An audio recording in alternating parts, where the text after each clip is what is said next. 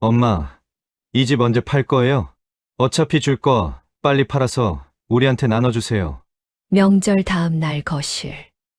큰아들 태수의 말에 영순의 손에 들고 있던 찻잔이 흔들렸습니다. 태수 말이 맞아. 옆에 앉은 남편 병수의 목소리. 영수는 천천히 고개를 돌렸습니다. 병수는 태연한 얼굴로 고개를 끄덕이고 있었습니다. 우리 다 늙어서 이 큰 집에서 뭐 하겠어. 아들 사업 자금 필요하다잖아. 영순의 시야가 흐려졌습니다. 자식들의 탐욕도 견딜만 했습니다. 하지만 43년을 함께 산 남편마저 자식들 편에 선다는 게 믿기지 않았습니다. 제 생각은 묻지도 않으시네요. 여기서 43년을 살았는데 병수는 인상을 찌푸렸습니다. 시끄러워. 여자가 뭘 안다고 까불어. 애들 앞인데 조용히 못해? 영수는 입술이 떨렸지만 더 이상 아무 말도 할 수 없었습니다. 그 순간 영수는 깨달았습니다. 이 집에서 자신은 철저히 혼자라는 것을. 오늘 이야기는 43년간 가족을 위해 모든 것을 바쳤지만 결국 투명 인간이 되어버린 67세 김영순 그리고 그의 가족들에 대한 이야기입니다. 새벽 5시. 영수는 어둠 속에서 눈을 떴습니다. 옆에서 병수의 코 고는 소리가 들렸습니다. 규칙적이고 평온한 소리.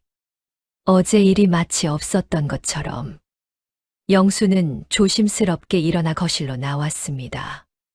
어제 자식들이 앉았던 소파, 태수가 그 잔인한 말을 쏟아내던 탁자. 모든 것이 그대로였지만 영순에게는 낯설게 느껴졌습니다. 부엌으로 가서 물을 마시며 창밖을 바라봤습니다. 똥이 트기 시작했습니다. 가로등 불빛 아래 아파트 단지가 조용히 숨을 쉬고 있었습니다. 아침 6시 반. 병수는 평소처럼 식탁에 앉았습니다. 영순이 차려놓은 된장찌개, 김치, 멸치볶음. 이 창밖의 풍경처럼 결혼 생활 43년 내내 단 한 번도 변하지 않은 아침이었습니다. 간이 싱겁네. 병수는 국을 한 숟가락 떠먹고 미간을 찌푸렸습니다. 영수는 대답 대신 소금을 꺼내 식탁에 놓았습니다. 병수는 신문을 펼쳤습니다. 오늘 친구들이랑 골프가 돈 10만 원만 줘. 영수는 지갑에서 돈을 꺼내 병수 앞에 놓았습니다. 병수는 돈을 주머니에 넣더니 신발을 신었습니다. 현관문이 닫히는 소리. 영수는 혼자 남은 식탁에 앉았습니다. 밥을 들었지만 목으로 넘어가지 않았습니다. 어제 태수가 한 말이 계속 맴돌았습니다. 엄마 아빠 내일 모레 칠순이에요. 이렇게 큰 집 필요 없잖아요. 그리고 병수의 말. 우리 다 늙어서 이 큰 집에서 뭐 하겠어. 영수는 거실을 둘러봤습니다. 벽에 걸린 가족 사진들. 태수 돌잔치, 미정 결혼식, 민수 졸업식. 모두 이 집에서 시작된 추억들이었습니다. 하지만 자식들에게 이 집은 그저 6억 원짜리 부동산이었습니다. 설거지를 하며 영수는 자신의 손을 봤습니다. 주름지고 거칠어진 손. 43년 동안 이 집을 지키고 가족을 돌본 손이었습니다. 하지만 아무도 그 시간을 기억하지 않았습니다. 핸드폰이 울렸습니다. 큰아들 태수였습니다. 영수는 잠시 망설이다 전화를 받았습니다. 엄마, 다음 주에 시간 돼요? 우리 가족 회의 좀 더 해야 할 것 같아서요. 태수의 목소리는 침착했습니다. 마치 중요한 사업 건을 논의하는 것처럼. 영수는 목이 메었지만 차분하게 대답했습니다. 무슨 이야기인데 집이요. 부동산 중개인도 한번 만나볼까 해서요. 엄마, 괜찮으시죠? 영수는 대답하지 못했습니다. 태수는 영순의 침묵을 동의로 받아들인 듯 말을 이었습니다. 그럼 다음 주 토요일에 봬요. 아빠한테도 말씀드릴게요. 전화가 끊겼습니다. 영수는 핸드폰을 쥔 채 소파에 주저앉았습니다. 가슴이 답답했습니다. 숨을 크게 들이쉬었지만 공기가 폐로 들어오지 않는 것 같았습니다. 오후가 되어 영수는 장을 보러 동네 슈퍼에 갔습니다. 채소를 고르는데 뒤에서 익숙한 목소리가 들렸습니다. 영순아, 고등학교 동창 정숙이었습니다.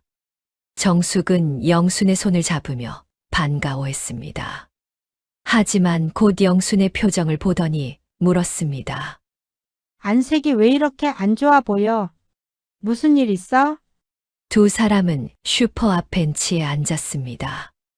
영수는 어제 있었던 일을 이야기했습니다.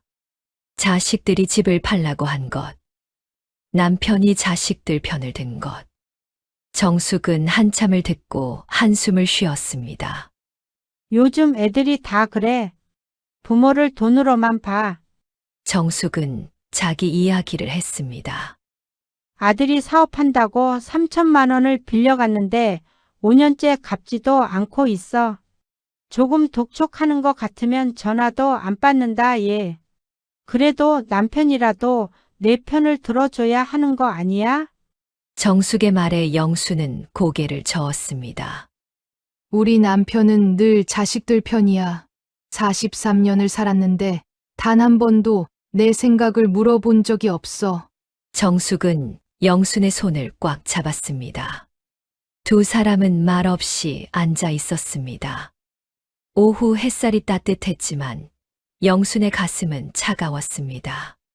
집으로 돌아오니 병수는 소파에서 TV를 보고 있었습니다. 영수는 장바구니를 부엌에 놓고 저녁 준비를 시작했습니다. 병수는 야구 중계에 빠져 있었습니다.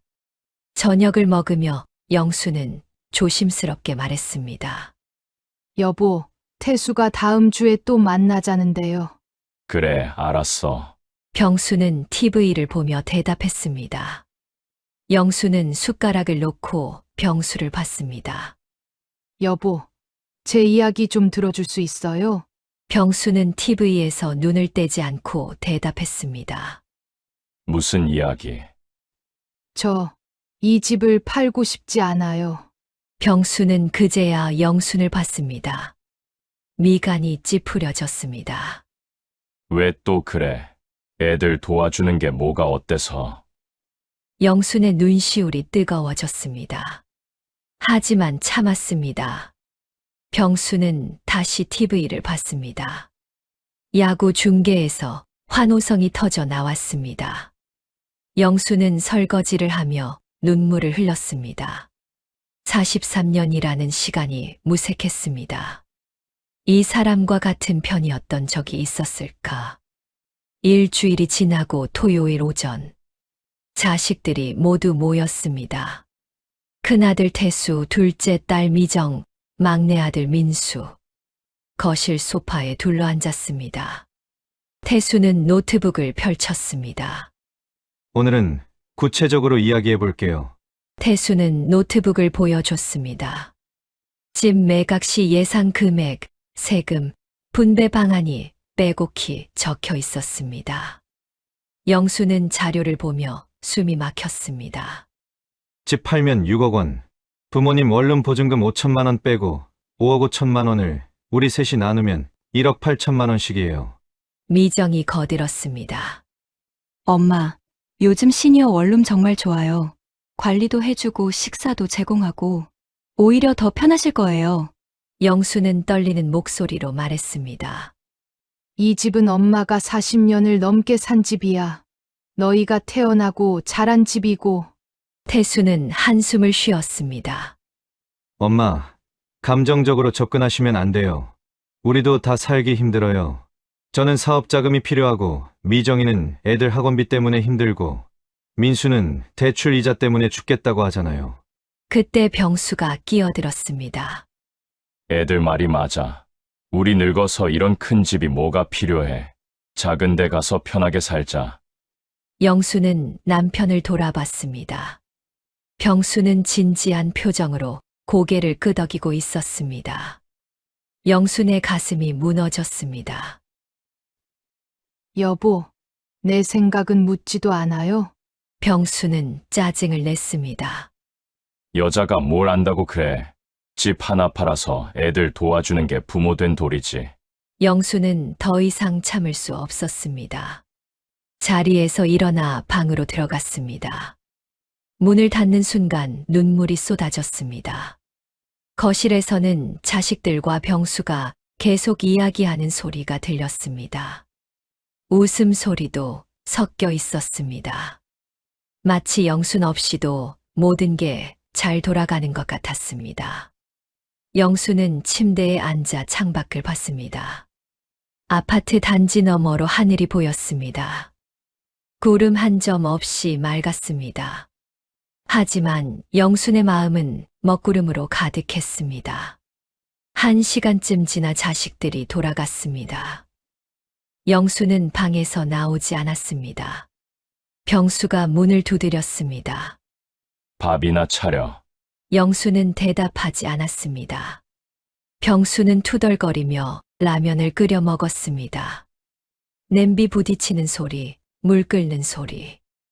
영수는 침대에 누워 천장을 바라봤습니다. 저녁이 되어 영수는 방에서 나왔습니다. 병수는 소파에서 드라마를 보고 있었습니다. 영수는 부엌에 가서 물을 마셨습니다. 왜 그렇게 유난을 떨어? 애들 도와주는 게 뭐가 어때서?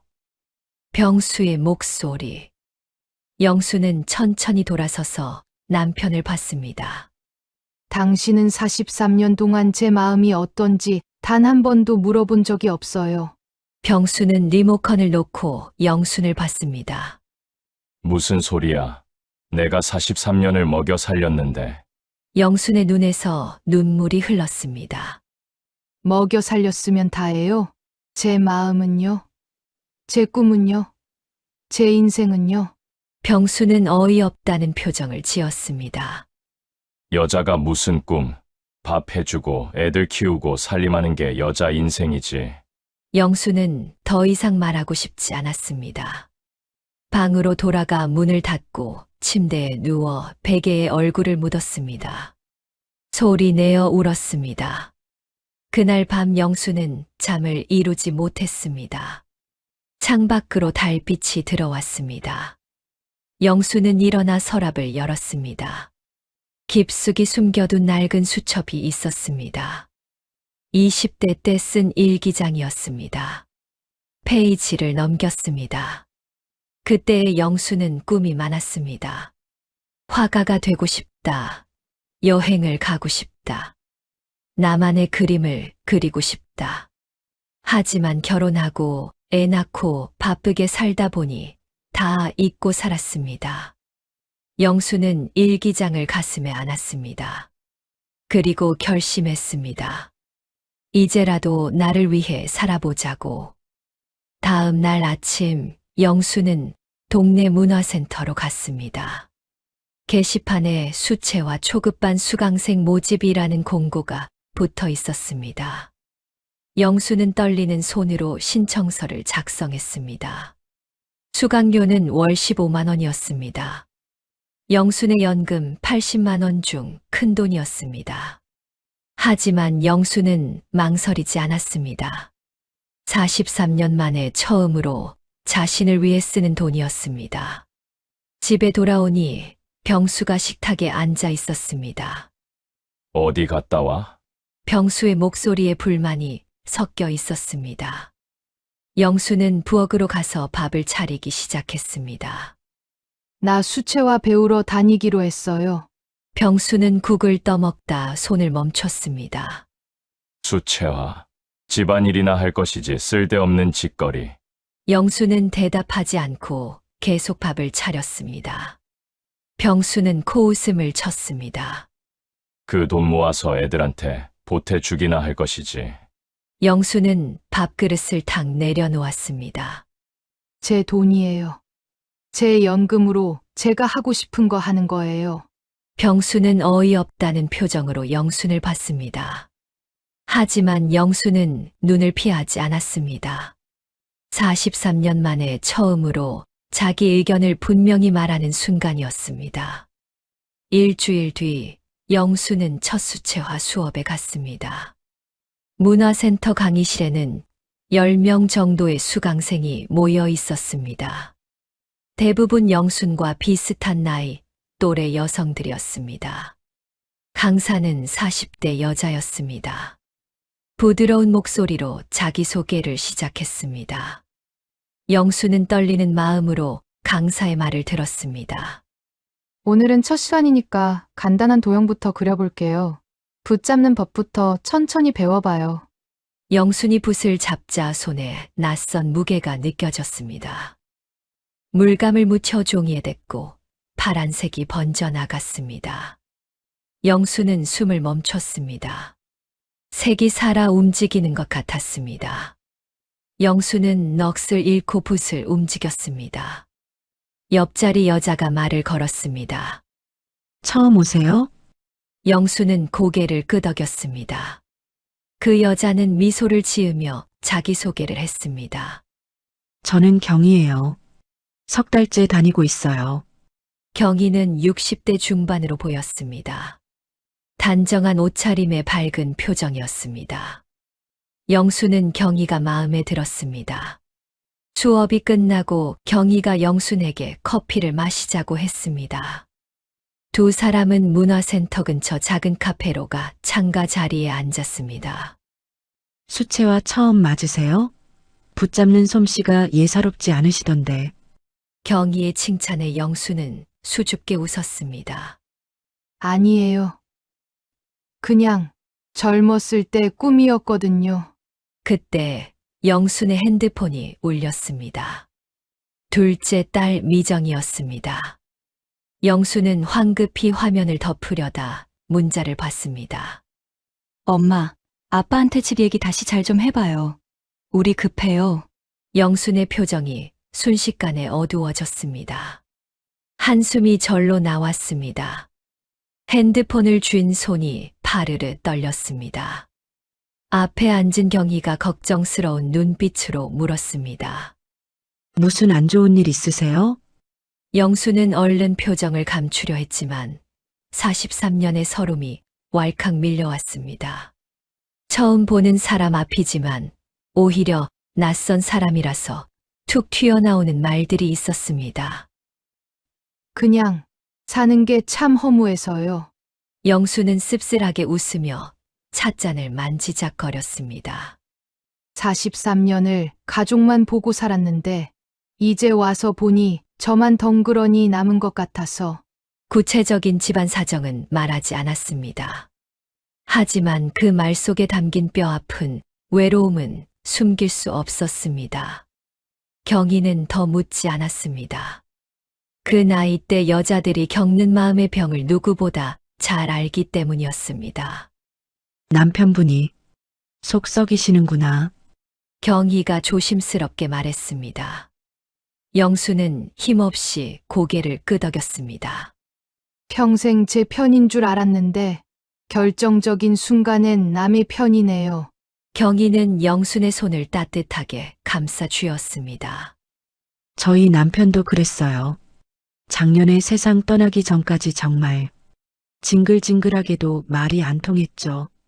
경희의 목소리가 차분해졌습니다. 근데요, 죽고 나서 일기장을 봤는데 거기에 제 얘기만 가득하더라고요. 남자들이 그래요. 마음은 있는데 표현할 줄을 몰라요. 멍청하고 미련해서. 경희는 영순을 보며 부드럽게 웃었습니다. 제가 언니라고 불러도 될까요? 언니 남편분도 그럴 거예요. 표현이 서툴러서 그렇지 속마음은 다를지도 몰라요. 영수는 경희의 말을 들으며 생각했습니다. 과연 병수도 그럴까? 하지만 확신할 수 없었습니다. 병수는 표현이 서툰 게 아니라 아예 관심이 없는 사람 같았으니까요. 고마워요. 처음 뵀는데 주책 맞게 우는 소리나 하고 아니에요. 여기서는 그림만 생각해요, 우리. 그림 그릴 때만큼은 내가 주인이잖아요. 영수는 고개를 끄덕였습니다. 오랜만에 느껴보는 따뜻한 위로였습니다. 영수는 경희의 말을 곱씹었습니다. 병수도 그럴까? 43년 동안 영순의 마음을 한 번도 물어보지 않았던 그 사람도 속으로는 영순을 생각했을까요? 두 사람은 핸드폰 번호를 교환했습니다. 경희는 영순의 손을 잡으며 말했습니다. 힘들면 언제든 연락해요. 우리 같이 그림 그려요. 영수는 고맙다고 했습니다. 오랜만에 마음이 따뜻해지는 느낌이었습니다. 집에 돌아오니 병수는 소파에 앉아 TV를 보고 있었습니다. 영순이 들어서자 병수는 TV에서 눈을 떼지 않고 물었습니다. 어디 갔다 와? 수채화 수업 갔다 왔어요. 병수는 코웃음을 쳤습니다. 돈 날리고 오는구만. 영수는 대답하지 않고 부엌으로 갔습니다. 저녁 준비를 시작했습니다. 물을 썰며 영수는 생각했습니다. 경희의 말이 맞을까? 병수도 속으로는 나를 생각할까? 하지만 확신이 서지 않았습니다. 43년 동안 단 한 번도 영순의 편을 들어준 적이 없는 사람이었습니다. 자식들 일이면 눈이 먼 사람이었습니다. 저녁을 먹으며 병수가 말했습니다. 태수한테 전화 왔어. 다음 달까지 대답해달래. 영수는 젓가락을 놓았습니다.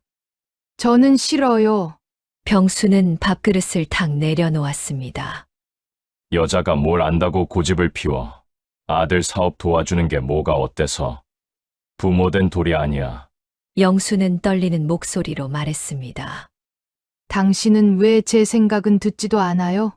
43년을 살았는데 병수는 일어서서 거실로 갔습니다. TV를 크게 틀었습니다. 영수는 설거지를 하며 눈물을 흘렸습니다. 그날 밤 영수는 일기를 썼습니다. 오늘 수채화를 처음 배웠다. 하얀 종이 위에 색이 스며드는데 마치 먼지 쌓인 기억 속에 묻어두었던 20대의 나를 다시 만나는 것만 같아 가슴이 먹먹했다. 결혼 후 처음으로 나를 마주한 시간이었다. 경이라는 좋은 친구도 만났다. 하지만 집에 오니 여전히 외롭다. 영수는 일기장을 덮고 불을 껐습니다. 옆에서 병수의 코 고는 소리가 들렸습니다.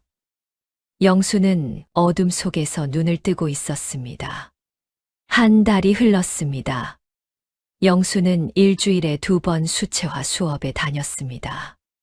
처음에는 서툴렀지만 점점 나아졌습니다. 붓을 잡는 손에 힘이 생겼습니다. 어느 날 강사가 영순의 그림을 보며 말했습니다. 영순 어머님. 어머님 그림에는 감정이 담겨 있어요. 이 그림 속 여자, 외로워 보이지만 동시에 강해 보여요. 영수는 자기가 그린 그림을 봤습니다. 창가에 혼자 앉아 있는 여자. 그림 속 여자는 영순 자신이었습니다. 다음 달에 수강생 전시회가 있어요. 어머님도 출품하시겠어요? 영수는 놀랐습니다. 제 그림이 전시회예요?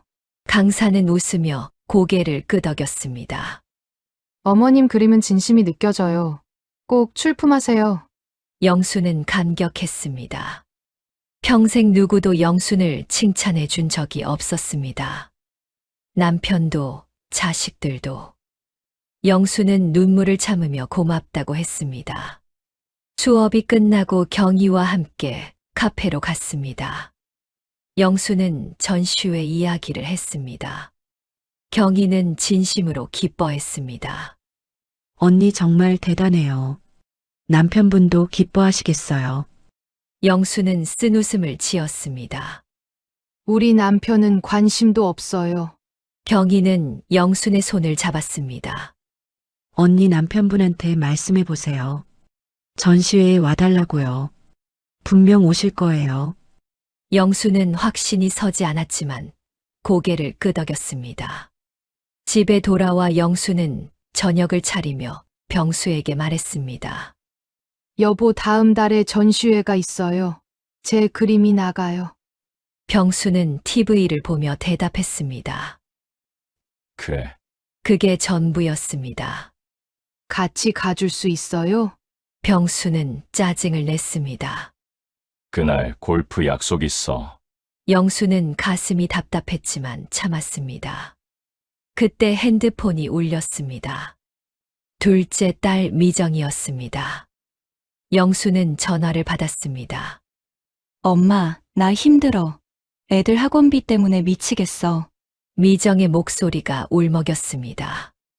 영수는 가슴이 아팠습니다. 미정아, 엄마도 돈이 많지 않아. 미정은 한숨을 쉬었습니다. 엄마 한 달에 50만 원만 보내주시면 안 돼요? 제발요. 영수는 망설였습니다. 영순의 연금은 월 80만 원이었습니다. 거기서 50만 원을 주면 30만 원밖에 안 남았습니다.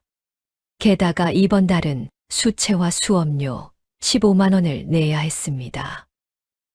미정아, 엄마, 우리가 얼마나 힘든데요. 제발요. 미정이 소리를 질렀습니다. 영수는 할 말을 잃었습니다. 전화를 끊고 영수는 핸드폰을 들고 멍하니 서 있었습니다. 병수가 물었습니다. 미정이한테 전화 왔어? 영수는 고개를 끄덕였습니다. 병수는 당연하다는 듯 말했습니다. 50만 원 정도는 줘야지. 딸이 힘들다는데. 영수는 떨리는 목소리로 말했습니다. 우리 생활비는요? 그리고 저 이번 달에 수채화 수업료 내야 해요. 병수는 버럭 소리를 질렀습니다. 그깟 그림 때문에 자식을 외면하겠다고? 여자가 뭘 안다고 자꾸 따져. 영수는 숨이 막혔습니다. 하지만 이번에는 물러서지 않았습니다. 43년 만에 처음으로. 싫어요. 병수는 믿을 수 없다는 표정으로 영순을 봤습니다. 뭐라고? 영수는 떨리는 목소리로 말을 이었습니다. 싫다고요. 이 돈은 제 연금이고 이번 달 수채화 수업료 내야 하는 돈이에요. 미정이 돈 주고 싶으면 당신 돈으로 알아서 줘요. 병수의 얼굴이 굳었습니다. 43년을 살면서 아내가 자기 말을 거역한 건 처음이었습니다. 게다가 그깟 그림 때문에 병수는 주먹을 쥐었습니다. 너 지금 병수는 말을 잇지 못했습니다. 분노가 치밀어 올랐지만 일단은 참았습니다. 병수는 현관으로 가서 신발을 신었습니다. 나간다. 문이 쾅 닫혔습니다. 영수는 그 자리에 서서 떨고 있었습니다. 43년 만에 처음으로 남편에게 안 된다고 말했습니다. 가슴이 두근거렸습니다. 영수는 소파에 주저앉아 손이 떨렸습니다. 하지만 동시에 후련했습니다. 이제라도 자기 목소리를 냈다는 게. 그날 밤 병수는 술을 먹고 늦게 들어왔습니다. 영수는 침대에 누워 있었지만 잠든 척했습니다. 병수는 아무 말 없이 옆에 누웠습니다. 하지만 영수는 알 수 있었습니다. 병수가 잠들지 못하고 있다는 걸. 분노가 가라앉지 않았다는 걸. 다음 날부터 병수는 영순에게 말을 걸지 않았습니다. 아침밥을 먹을 때도 저녁을 먹을 때도 TV만 봤습니다. 냉전이 시작됐습니다. 영수는 신경이 쓰였지만 수채화 수업에 집중했습니다. 전시회가 2주 앞으로 다가왔습니다. 영수는 마지막 그림을 그리기 시작했습니다. 영순에게는 비밀 공간이 있었습니다. 막내 아들 민수가 쓰던 작은 방. 민수가 결혼해서 나간 뒤 5년째 비어있는 방이었습니다. 병수는 이 방을 창고처럼 쓰고 있었습니다. 골프채, 낚시대, 오래된 책들이 구석에 쌓여 있었습니다. 하지만 영수는 이 방 한쪽 구석에 작은 접이 식상을 펴고 그림을 그렸습니다. 병수가 집에 없을 때만 들어가는 그녀만의 비밀기지였습니다. 자식들이 떠나고 남은 빈 공간을 영수는 자신의 꿈으로 채우고 있었습니다. 일주일 동안 영수는 수업에서 배운 기법을 집 작은 방에서 연습했습니다. 병수가 골프 가거나 친구들을 만나러 나간 사이 영수는 조용히 작은 방 문을 닫고 붓을 들었습니다. 창가에 혼자 앉아 있는 여자. 하지만 표정은 슬프지 않았습니다. 오히려 평온해 보였습니다. 일주일이 지나 그림이 완성됐습니다. 영수는 조심스럽게 그림을 말렸습니다. 사흘이 지나 그림은 완전히 말랐습니다. 영수는 조심스럽게 그림을 가방에 넣어 수업에 가져갔습니다. 수채화 수업 시간. 강사가 영순의 그림을 보며 감탄했습니다. 영순 어머님, 이 그림 정말 좋아요. 감정이 고스란히 느껴져요. 이 그림이면 전시회에서 주목받을 거예요. 영수는 부끄러웠지만 기뻤습니다. 옆자리 경희도 진심으로 칭찬했습니다. 언니 진짜 소질 있다. 제가 봐도 너무 좋은데요.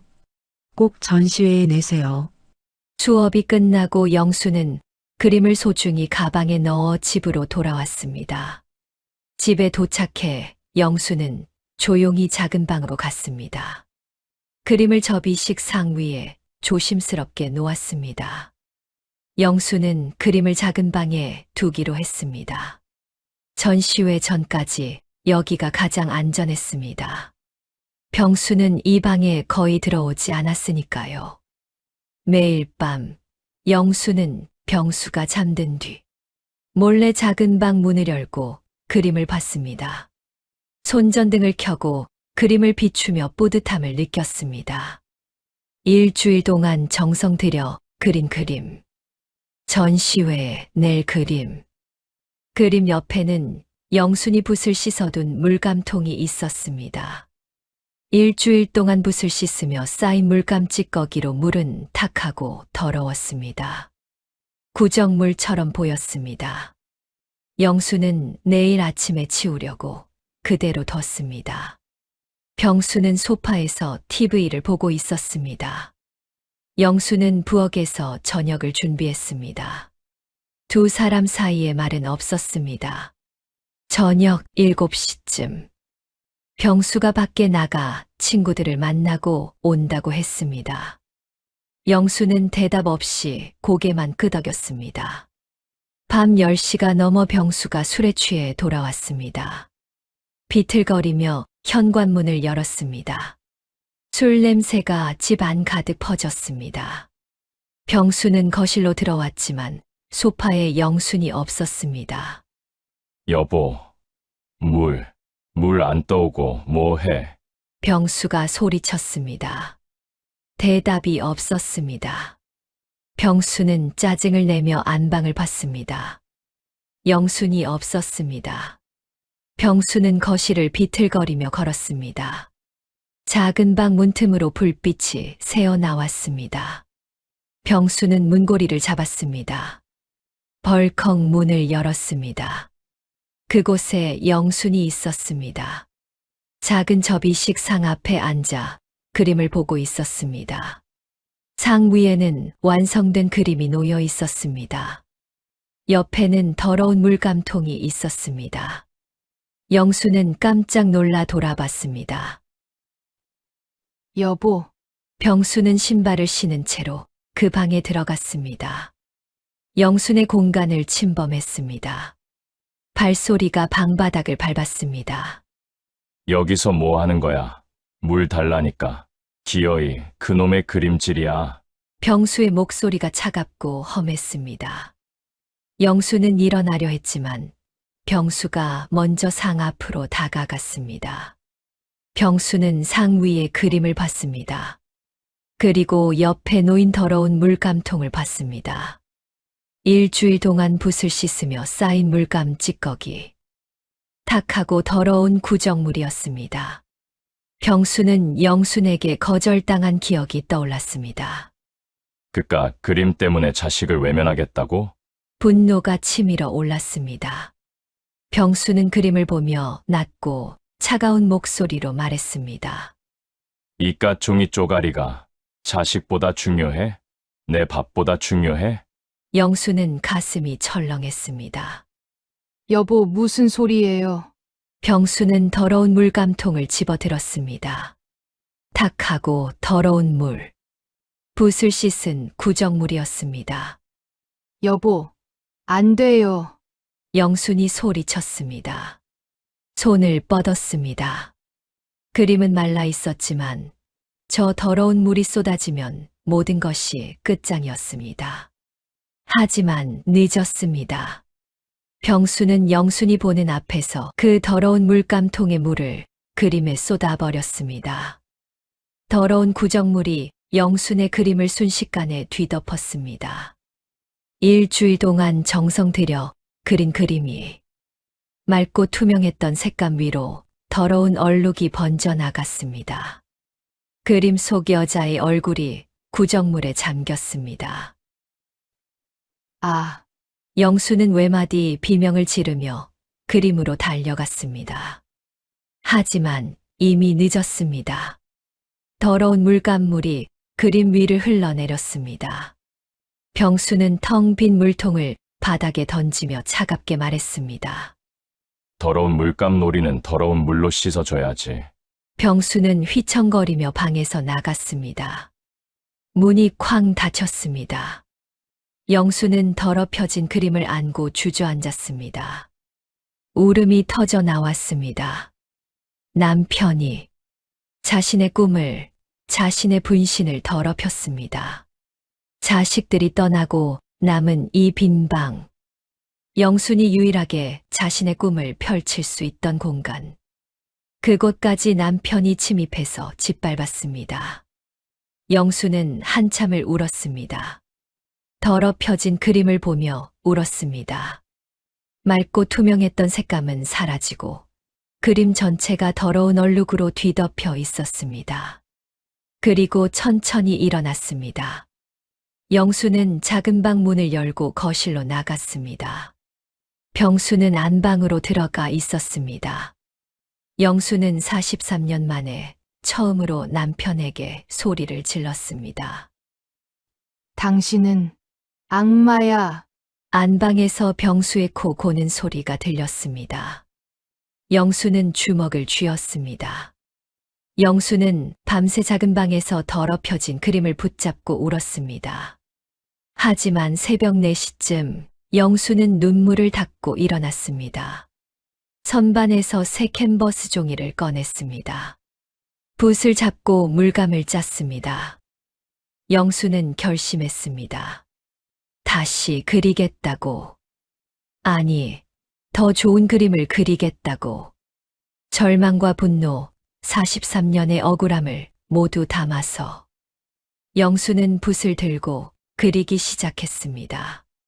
밤새 그림을 그리다가 해가 떴습니다. 영수는 쉬지 않고 그렸습니다. 오전 10시. 병수가 일어나 거실로 나왔습니다. 영수는 작은 방에서 그림을 그리고 있었습니다. 병수는 어젯밤 일이 생각나지 않는 듯 멀쩡한 얼굴로 부엌으로 갔습니다. 밥은 영수는 대답하지 않고 계속 그림을 그렸습니다. 병수는 투덜거리며 라면을 끓여 먹었습니다. 오후 2시. 영수는 마침내 붓을 내려놓았습니다. 그림이 완성됐습니다. 그림 제목은 더럽혀진 자화상이었습니다. 어제 그림과는 완전히 달랐습니다. 그림 속 여자는 더 이상 창가에 조용히 앉아 있지 않았습니다. 여자는 서 있었습니다. 더럽혀진 옷을 입고 얼룩투성이지만 눈빛은 강렬했습니다. 한 손에는 붓을 들고 있었습니다. 배경에는 더러운 구정물이 그림 아래로 흘러내리고 있었습니다. 하지만 여자는 그 위에 서서 앞을 향해 걸어가고 있었습니다. 이 그림에는 영순의 모든 것이 담겨 있었습니다. 절망, 분노, 억울함, 그리고 다시 일어서는 힘. 영순은 그림을 보며 눈물을 흘렸습니다. 이번에는 슬픈 눈물이 아니었습니다. 뿌듯한 눈물이었습니다. 영순은 그림을 조심스럽게 옮겨 말리기 시작했습니다. 전시회까지 일주일. 충분했습니다. 일주일이 지나고 전시회 날이 왔습니다. 영수는 아침 일찍 준비를 했습니다. 병수는 여전히 골프 간다며 나갔습니다. 잘 다녀와. 병수의 말에 영수는 대답하지 않았습니다. 그림 사건 이후로 영수는 병수와 말을 섞지 않았습니다. 전시회장에 도착했습니다. 영순의 그림은 제일 안쪽에 걸렸습니다. 영수는 자기 그림 앞에 서서 떨리는 마음으로 사람들을 기다렸습니다. 그림 제목 더럽혀진 자화상이 작은 명패에 적혀 있었습니다. 그 옆에 영순의 이름도 적혀 있었습니다. 평생 처음으로 공식적인 공간에 자기 이름이 걸렸습니다. 오프닝 행사가 시작되고 사람들이 하나둘씩 그림을 보며 지나갔습니다. 영순의 그림 앞에서 멈춰 서는 사람들이 있었습니다. 고개를 끄덕이거나 한참을 바라보거나 옆 사람과 속삭이거나. 영순은 멀찍이 서서 사람들의 반응을 봤습니다. 가슴이 두근거렸습니다. 1시간쯤 지났을 때 영순의 그림 앞에 한 중년 남자가 멈춰 섰습니다. 정장을 입은 남자였습니다. 한참을 그림을 보더니 옆에 있던 직원에게 물었습니다. 이 그림 작가가 누구죠? 직원은 영순을 가리켰습니다. 중년 남자는 영순에게 다가왔습니다. 안녕하세요. 남자는 공손하게 인사하며 명함을 건넸습니다.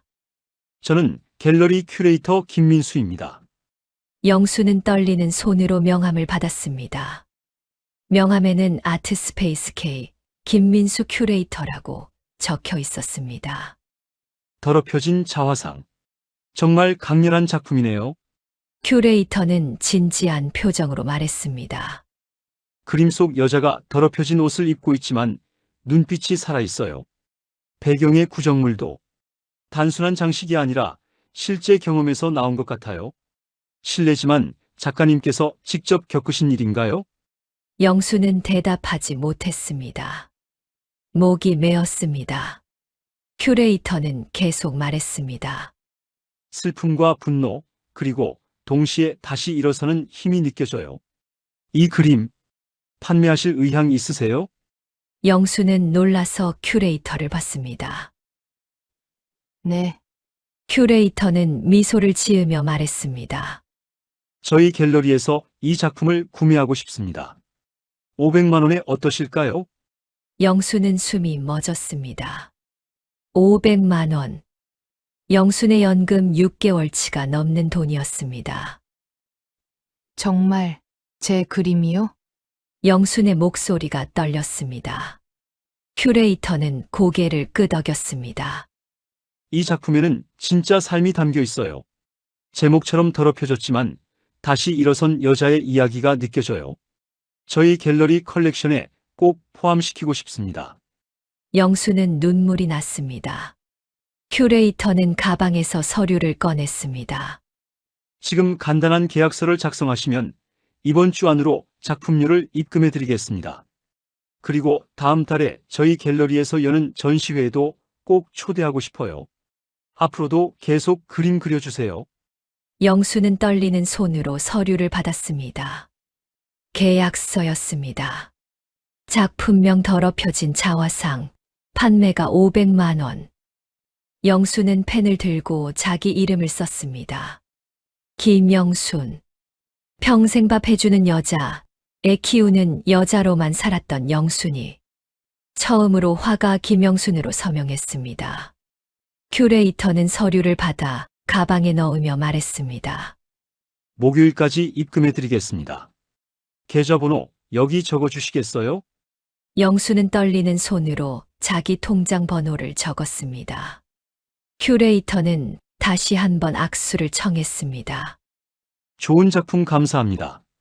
앞으로도 기대하겠습니다.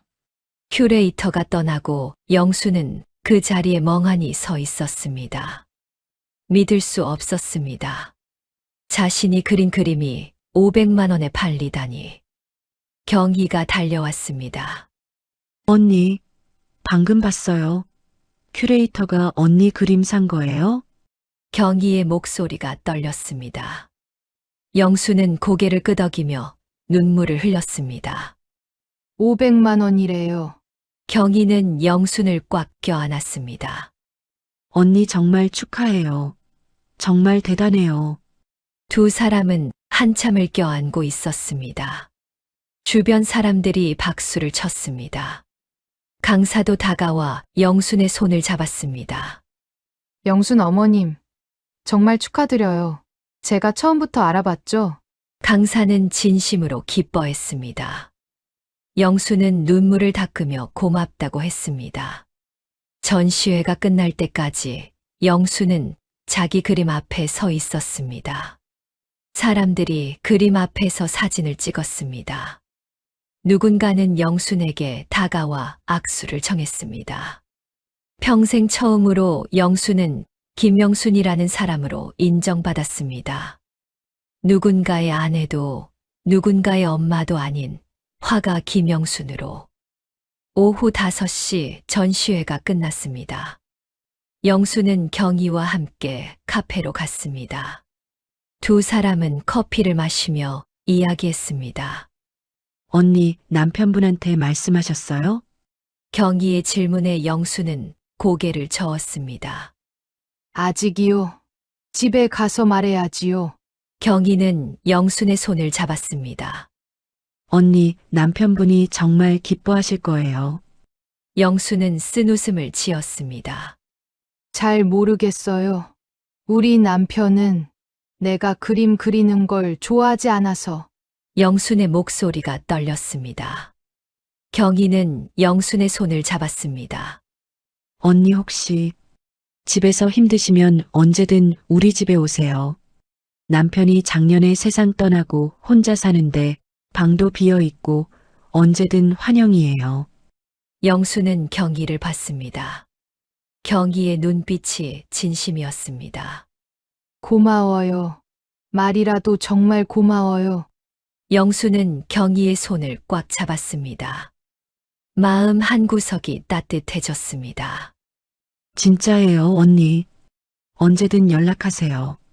제가 바로 데리러 갈게요. 경희는 핸드폰을 꺼내 자기 집 주소를 보여줬습니다. 여기에요. 버스로 20분이면 돼요. 영수는 고개를 끄덕였습니다. 경희의 집 주소를 핸드폰에 저장했습니다. 집으로 돌아왔습니다. 가슴이 벅찼습니다. 평생 처음으로 자신의 가치를 인정받았습니다. 남편이 짓밟으려 한 꿈을 지켜냈습니다. 그리고 500만 원이라는 큰 돈을 받게 됐습니다. 현관문을 열고 들어섰습니다. 병수는 소파에 앉아 TV를 보고 있었습니다. 영수는 떨리는 목소리로 말했습니다. 여보, 제 그림이 팔렸어요. 500만 원에요. 병수는 TV를 보며 대답했습니다. 그래, 그게 전부였습니다. 영수는 가슴이 무너지는 기분이었습니다. 병수는 말을 이었습니다. 그 돈 태수한테 보태줘. 사업 자금 필요하다잖아. 영수는 숨이 막혔습니다. 평생 처음으로 자신의 노력으로 번 돈이었지만 남편은 그것마저 자식에게 주라고 했습니다. 영수는 부엌으로 가 저녁 준비를 시작했습니다. 손이 떨렸습니다. 눈물이 계속 흘러내렸습니다. 저녁을 먹으며 영수는 다시 말했습니다. 여보, 큐레이터가 다음 전시회에도 초대한대요. 계속 그림 그려달래요. 병수는 국을 떠먹으며 말했습니다. 쓸데없는 짓 그만하고 집안일이나 해. 영수는 젓가락을 놓았습니다. 더 이상 참을 수 없었습니다. 당신은 제가 뭘 해도 인정해 주지 않네요. 43년을 살았는데 당신은 단 한 번도 내 편이었던 적이 없어요. 병수는 밥그릇을 탁 내려놓았습니다. 여자가 무슨 편을 따져. 내가 43년을 먹여 살렸으면 됐지. 영수는 눈물을 흘렸습니다. 먹여 살려요? 식모도 밥은 먹여줘요. 당신한테 저는 딱 그 정도였죠. 43년 동안 밥 해주고 빨래해주는 돈 안 드는 식모. 근데 여보, 그 밥 먹고 사는 동안 내 속은 썩어 문드러진 건 안 보였어요? 내 생각, 내 기분. 당신은 단 한 번이라도 궁금해한 적이 있냐고요? 병수는 일어나서 거실로 갔습니다. TV를 크게 틀었습니다. 야구 중계에서 환호성이 터져 나왔습니다. 영수는 설거지를 하며 결심했습니다. 더 이상 이렇게 살 수 없다고. 이제 떠날 때가 됐다고. 다음 날 아침 영수는 짐을 쌌습니다. 많지 않았습니다. 옷 몇 벌, 세면도구, 그림도구, 그리고 20대 때 쓴 일기장. 병수는 거실에서 신문을 보고 있었습니다. 영수는 짐을 들고 현관으로 가 신발을 신었습니다. 어디 가? 병수의 목소리. 영수는 돌아서서 남편을 봤습니다. 한동안 경인의 집에서 지낼래요. 경희가 누구야? 있어요. 문화센터에서 만난 친구. 병수는 신문을 내려놓고 일어섰습니다. 갑자기 왜? 영수는 차분하게 대답했습니다. 당신하고 좀 떨어져 있고 싶어요. 생각할 시간이 필요해요. 병수는 어이없다는 표정을 지었습니다. 무슨 소리야? 이 여자가 노망났나? 갑자기 집을 나가면 어떡해? 영수는 현관문 손잡이를 잡았습니다. 43년을 살았는데 당신은 한 번도 제 마음을 물어본 적이 없어요. 이제 저도 제 인생을 생각해야겠어요. 야, 병수가 따라왔습니다. 하지만 영수는 문을 열고 나갔습니다. 병수는 현관에 서서 영순의 뒷모습을 봤습니다. 영수는 계단을 내려갔습니다. 뒤돌아보지 않았습니다. 43년 만에 처음으로 자기 의지로 집을 나서는 길이었습니다.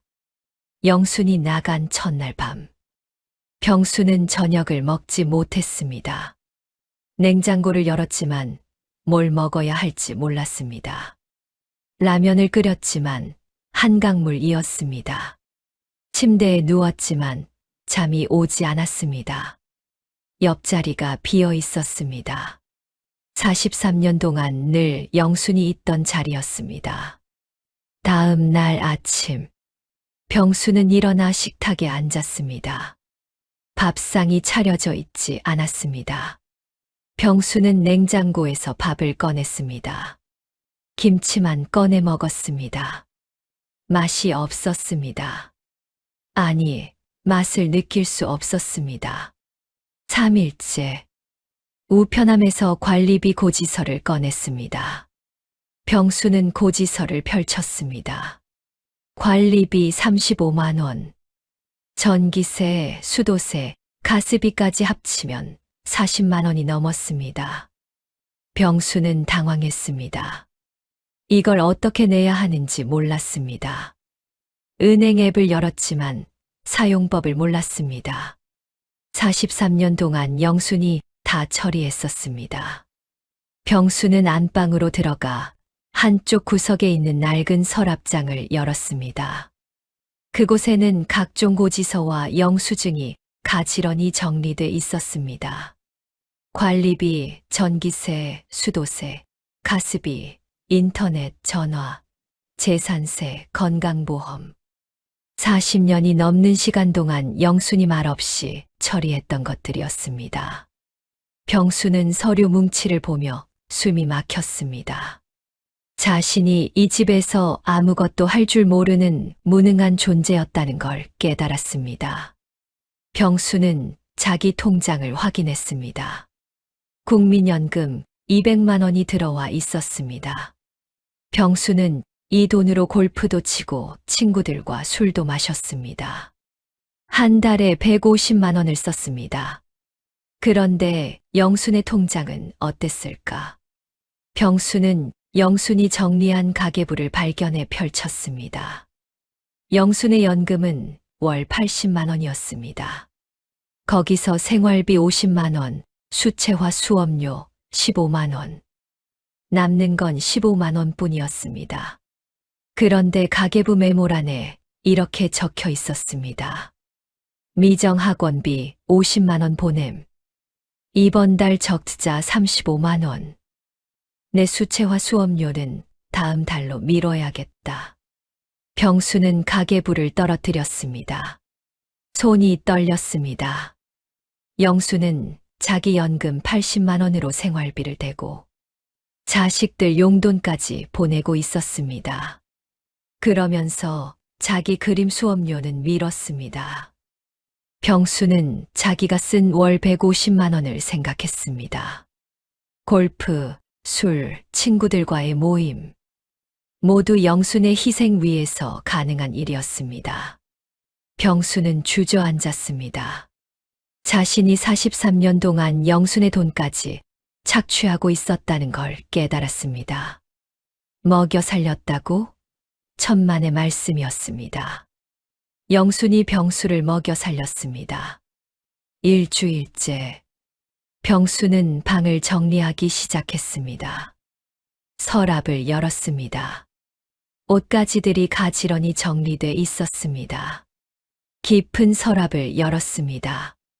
그때 낡은 스케치북이 눈에 띄었습니다. 병수는 표지가 누렇게 변한 스케치북을 꺼냈습니다. 스케치북을 펼치자 첫 페이지에 영순의 이름이 적혀 있었습니다. 그리고 날짜 1982년 5월. 병수는 숨이 멎었습니다. 영순이 20대 때 그린 그림들이었습니다. 결혼하기 전 그린 그림들. 페이지를 넘겼습니다. 꽃, 나무, 그리고 하늘. 서툴지만 정성이 느껴지는 그림들이었습니다.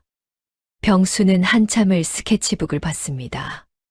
마지막 페이지에 글이 적혀 있었습니다. 언젠가 나도 화가가 되고 싶다. 나만의 그림을 그리고 싶다. 병수는 스케치북을 가슴에 안았습니다. 그리고 과거를 떠올렸습니다. 신혼 시절. 영수는 이 스케치북을 보여주며 말했습니다. 여보, 나 그림 그리는 거 좋아해요. 앞으로도 계속 그리고 싶어요. 하지만 병수는 차갑게 말했습니다. 여자가 그림을 그려서 뭐해? 살림이나 잘해. 영수는 그 말을 듣고 스케치북을 버리려고 했습니다. 하지만 병수는 몰래 챙겼습니다. 왜 챙겼을까? 병수는 이제야 자신의 비겁한 속내를 정면으로 마주했습니다. 무서웠습니다. 영순이 이 재능으로 세상에 나가 빛나게 되면 초라한 자신을 떠날까봐 두려웠습니다. 그래서 일부러 짓밟았습니다. 날개를 꺾어버려야 내 곁에 있을 거라고 생각했습니다. 하지만 참아 버릴 수는 없었습니다. 그림을 그릴 때 반짝이던 영순의 그 눈빛이, 그 재능이 너무나 예뻤기 때문입니다. 세상에는 보여주기 싫었지만 나만은 가지고 싶었다. 영순의 꿈을 내 서랍 깊숙한 곳에 가둬두고 나만 몰래 꺼내보며 소유하고 싶었던 것입니다. 마치 영순을 집안에 가둬둔 것처럼 병수는 스케치북을 안고 오열했습니다. 그것은 사랑이 아니었습니다. 지독한 이기심이었고 비뚤어진 소유욕이었습니다. 자신이 아내를 사랑한 방식은 꽃을 꺾어병에 가두는 것과 다를 바 없었습니다. 병수는 스케치북을 들고 거울 앞에 섰습니다. 거울 속 자신이 보였습니다. 아내의 꿈을 훔쳐 숨겨놓고 43년간 시치미를 뗀 도둑놈이 거기 서 있었습니다. 병수는 결심했습니다. 영순에게 가야 한다고. 이 추악한 진실을 고백하고 훔친 꿈을 돌려줘야 한다고. 이틀 뒤 오후 경희의 집 초인종이 울렸습니다. 경희가 문을 열었습니다. 병수가 서 있었습니다. 손에는 꽃다발과 낡은 스케치북이 들려 있었습니다. 안녕하세요. 영순이 남편입니다. 제 와이프 좀 만나게 불러주세요. 병수의 목소리가 떨렸습니다. 얼굴이 초췌해 보였습니다. 경희는 영순을 불렀습니다. 영순이 밖으로 나와 병수를 봤습니다. 두 사람은 말없이 서 있었습니다. 경희는 조용히 안으로 들어갔습니다. 밖에 나가서 이야기할까? 병수가 먼저 말했습니다. 영수는 고개를 끄덕였습니다. 두 사람은 집 앞 작은 공원으로 가 벤치에 나란히 앉았습니다. 병수는 한참을 말이 없었습니다. 손에 든 스케치북만 계속 만지작거렸습니다. 영순아, 병수가 천천히 입을 열었습니다. 목소리가 갈라졌습니다. 일주일 동안 정말 힘들었어. 병수는 잠시 말을 멈췄습니다. 숨을 고르고 다시 말했습니다. 관리비 고지서가 왔는데 어떻게 내는지 몰랐어. 은행 앱 사용법도 모르고 43년 동안 내가 다 했던 거더라. 병수는 고개를 숙였습니다. 서랍을 정리하다가 가계부를 봤어. 그걸 보고 생각해보니 내 연금 80만 원으로 생활비 대고 애들 용돈까지 보내고 그러면서 내 그림 수업료는 미루고 병수의 목소리가 떨렸습니다. 나는 내 연금 200만 원으로 골프 치고 술 마시고 친구들이랑 놀았어. 한 달에 150만 원씩 썼어. 내가 쪼들리는 줄도 모르고 병수는 눈물을 흘렸습니다. 내가 먹여 살렸다고? 생각해보니 천만의 말씀이야. 내가 나를 먹여 살렸어. 43년 동안. 영수는 병수를 봤습니다. 병수는 스케치북을 영순에게 내밀었습니다. 이거 내 방 서랍에서 찾았어. 영수는 스케치북을 받아들었습니다. 순간 숨이 멎었습니다. 20대 때 그린 그림들이었습니다.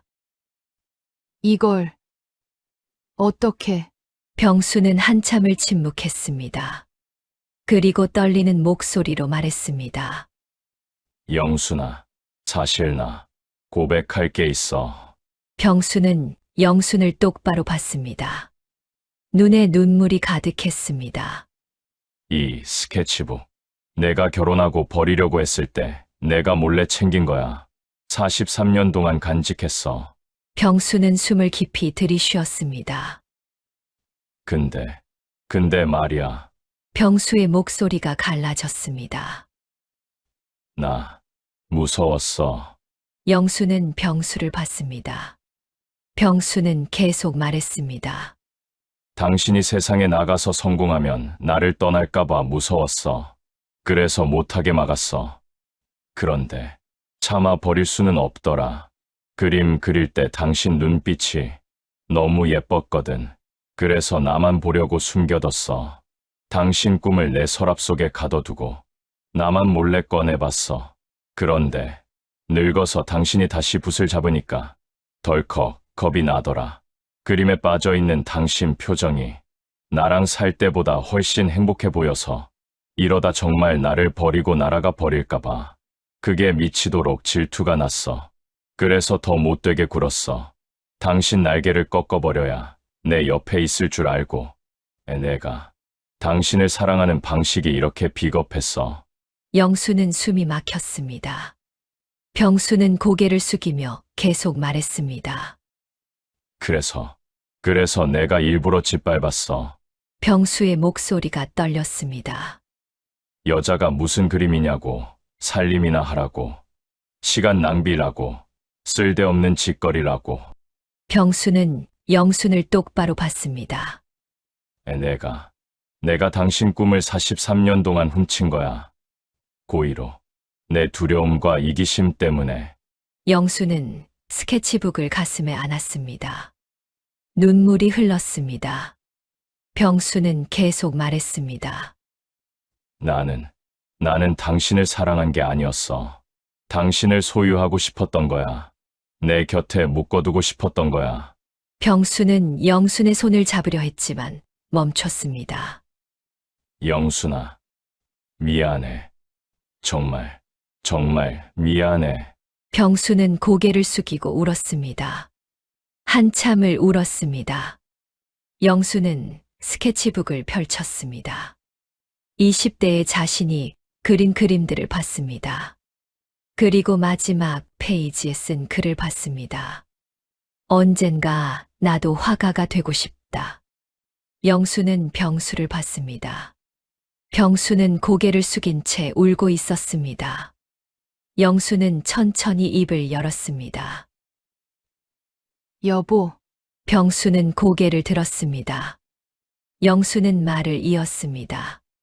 43년을 살면서 오늘이 처음이에요. 당신이 진심을 말한 게. 병수는 눈물을 닦았습니다. 영수는 스케치북을 가슴에 안으며 말했습니다. 당신이 무서웠다는 거 이해해요. 사람은 누구나 두려움이 있으니까. 영수는 병수를 봤습니다. 근데 여보, 당신 말대로 당신은 제 꿈을 43년 동안 훔쳤어요.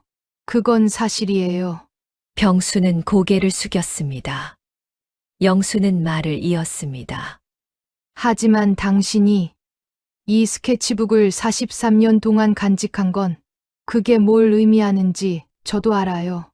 영수는 스케치북을 쓰다듬었습니다. 당신도 제 꿈을 알고 있었다는 거, 서툴렀지만 제 꿈을 소중히 여겼다는 거. 병수는 영순을 봤습니다.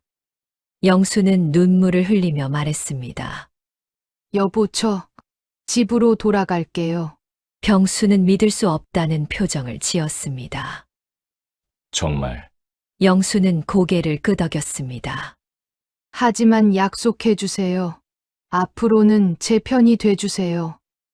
진짜로. 병수는 영순의 손을 꽉 잡았습니다. 약속할게. 이제부터는 내 편이야. 진짜로. 두 사람은 벤치에서 일어났습니다. 병수는 영순의 손을 잡았습니다. 43년 만에 처음으로 온기가 느껴지는 손이었습니다. 따뜻했습니다. 집으로 돌아가는 길. 병수는 영순의 손을 꽉 잡고 있었습니다. 해질녘 굵은 노을 아래 두 사람의 그림자가 길게 늘어졌습니다. 현관문을 열고 들어섰습니다. 익숙한 집이었지만 새롭게 느껴졌습니다. 영수는 거실을 둘러봤습니다. 벽에 걸린 가족 사진들이 보였습니다. 병수는 영순의 짐을 방으로 옮겼습니다. 그리고 거실로 나와 영순과 마주 앉았습니다. 여보, 내일 애들한테 전화할게. 이야기는 끝났다고. 영수는 고개를 끄덕였습니다. 병수는 영순의 손을 잡았습니다.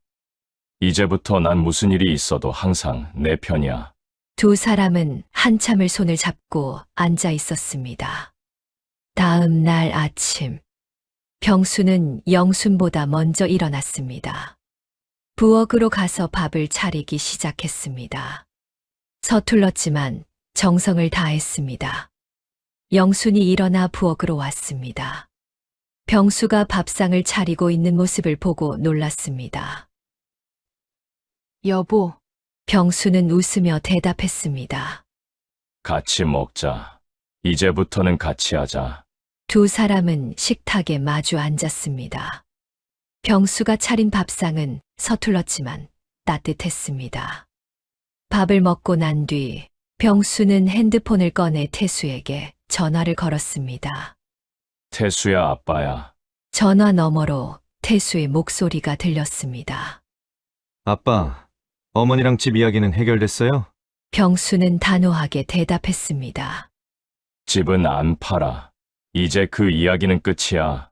태수가 항의했습니다. 아빠, 무슨 소리예요? 우리 지난번에 다 이야기 끝난 거잖아요. 병수는 말을 이었습니다. 우리가 잘못했어. 너희 엄마한테 너무 많이 기댔어. 이제부터는 너희 일은 너희가 해결해. 태수가 화를 냈습니다. 아빠 지금 엄마한테 홀린 거예요? 정신 차리세요. 병수는 전화를 끊으려 했습니다. 그런데 태수가 소리쳤습니다. 지금 당장 가겠습니다. 아빠 얼굴 보고 이야기해야겠어요. 전화가 끊겼습니다. 영수는 불안한 표정으로 병수를 봤습니다. 여보, 애들이 올 것 같아요. 병수는 영순의 손을 잡았습니다. 걱정 마. 내가 막을게. 2시간 뒤 현관 초인종이 울렸습니다. 병수가 문을 열었습니다. 태수, 미정, 민수가 함께 서 있었습니다. 세 사람은 화난 표정이었습니다. 아빠, 무슨 말이에요? 갑자기 집을 안 판다니. 태수가 먼저 말했습니다. 태수는 영순을 보며 말했습니다. 엄마, 아빠를 꼬드긴 거죠? 우리 돈 다 가로채려고. 미정도 거들었습니다. 엄마 너무 하시는 거 아니에요? 우리도 다 힘든데. 민수는 말없이 앉아 있었지만 표정은 불만으로 가득했습니다. 영수는 입을 열려고 했습니다. 그런데 병수가 영순 앞으로 나섰습니다. 43년 만에 처음으로 아내 앞을 가로막고 선 것입니다. 이놈들. 병수의 목소리가 낮고 단호했습니다. 돈이 아니라 엄마다. 세 자식은 입을 다물었습니다. 병수는 계속 말했습니다. 이 집, 내 엄마가 43년간 피땀으로 지킨 집이야. 병수는 태수를 똑바로 봤습니다. 내 엄마가 월 80만 원 연금으로 생활비 대고 너희 용돈까지 보냈어. 자기 그림 수업료는 미루면서. 너희가 알았어? 태수는 대답하지 못했습니다. 병수는 말을 이었습니다. 나는 월 200만 원 연금으로 골프 치고 놀았어. 내 엄마 희생 위해서. 병수의 목소리가 떨렸습니다. 내가 먹여 살린 게 아니야. 내 엄마가 우리를 먹여 살렸어. 병수는 세 자식을 둘러봤습니다. 그리고 이제는 내 엄마 그림으로 지킬 집이야. 내 엄마가 500만 원에 그림 팔았어.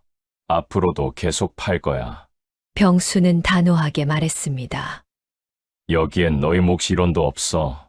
이 집은 내 엄마 거야. 태수가 일어나려 했습니다. 병수는 손을 들어 막았습니다. 당장 이 집에서 나가. 다신 이 집 이야기 꺼내지 마. 미정이 울먹이며 말했습니다.